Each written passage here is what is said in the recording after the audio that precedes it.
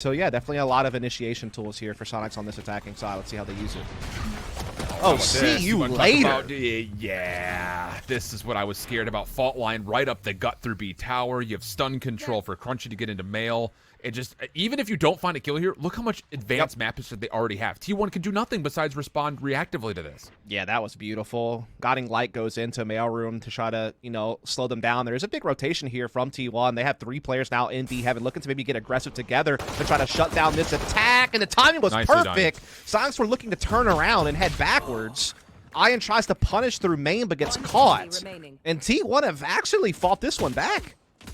Yeah, very, very well done for T1. That's the only thing you could probably do is just get in, make sure we've got mail control back, and then don't overestimate, or underestimate rather, I should say, Sonics in that position. Throw the numbers, throw the utility, and how about it? It turns into 3 straight kills. In fact, it even slowed down the play through B main. So it's on the Dizzy to try to make something happen here in a 1v3. Does have the spike at least to work with, but that's not saying too much considering the positions that the defenders of T1 are at.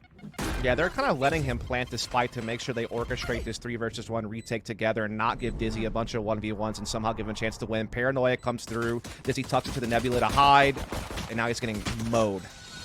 That's going to do it for T1. Again, I love that they got proactive there with 3 players and push B Heaven back through mail. Instead of just sitting back, being a man down, and just conceding a bunch of map control and being at a massive disadvantage when it came to man count, head on. You know, come together as a group and look to fight back, and that's exactly what they did. I mean, that's tough on Steel. There's not really a whole lot you can do there. It really is. I mean, he's just getting wrecked. But again, they caught a good timing. I think Science were maybe looking to maybe even kind of fall back towards Vince. And they kind of got caught there, so good job by T1. Force Sonics forward and then punish them for these plays, then that's going to really make Crunchy pretty ineffective.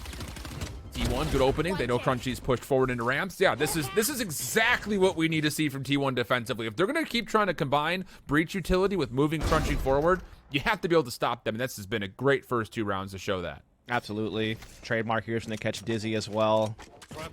Kind of slow him down for trying to bring that spike in through B. Shonk does get 1, but immediately traded by Thwyfo, and it's just Dizzy now with Spike. Trat basically over towards his spawn in Ramen.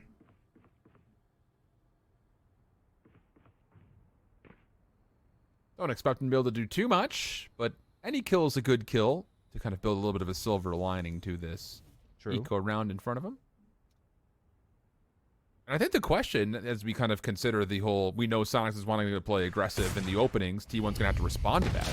What happens if the responses are good? What's next in the first full buy against the bonus of T1? Same fault lines. Paint shells are being thrown early. Even the recon bolt for Crunchy to come in, but does get Paranoia. Doesn't make a difference because that's a nearsighted, not a full blind.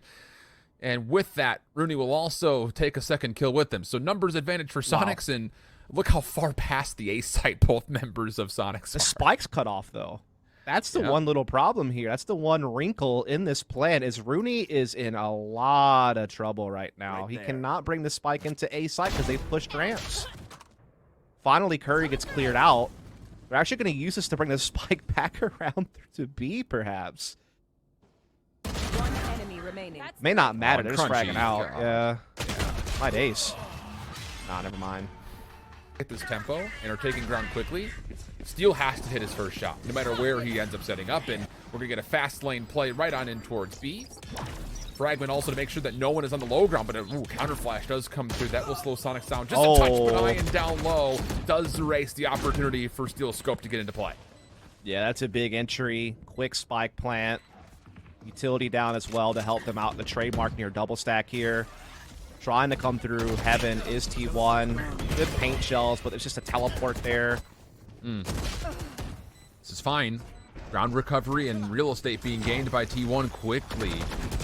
And how about the whole post plan for Sonics is actually pretty far out. Thwyfo can find a lot of value with this judge, and oh boy does he. A double comes through, but Rooney's able to at least get the trade. Pony holding for what looks to be a full-on defuse. Rooney, can he get there in time? No, not gonna matter. Dynamic shuts it down, and once again, trying to keep their upper bracket run alive. Crunchy again tries to get quick, but Pony puts him to a screeching halt. Yeah, no overdrive this time. But Sonic still keeps the play alive by getting the trade. Just the initial point of entry is a bit different. Looking at, oh, that's not well timed. Spike down. Rolling Thunder A. comes through to close the low ground. Nobody was looking up towards the banisters. And now Rooney's going to be forced to have to clutch again. This is a 1v2. Yeah, we'll get the spike down, no problem. But this is giving T1 a lot of time to maneuver players into position to retake. On Steel's watching. Oh, no. Oh, my God. That just cannot happen. And it's initially because the setup, honestly, is pretty sloppy from Sonics on the entry.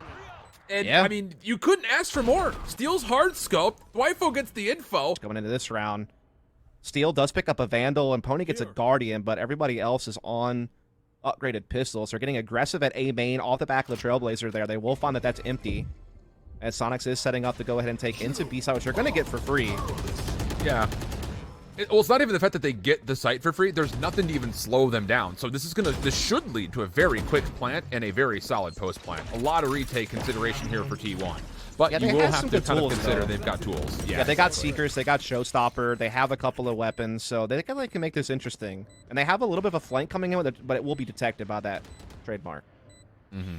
And you also got Rooney here to try to deny it. Trademark will be denied. Ian actually not able to find the shot as the paranoia visual effect was starting to come through. Crunchy, 1v1 with Dynamic, doesn't like the look of it, so kind of just backs up, forces Dynamic to have to make the play, and... Well, here we go. Two are pulled. As there will be an opportunity here to get Steel involved with the scope, but once again, Crunchy just right through the snakebite, no respect given.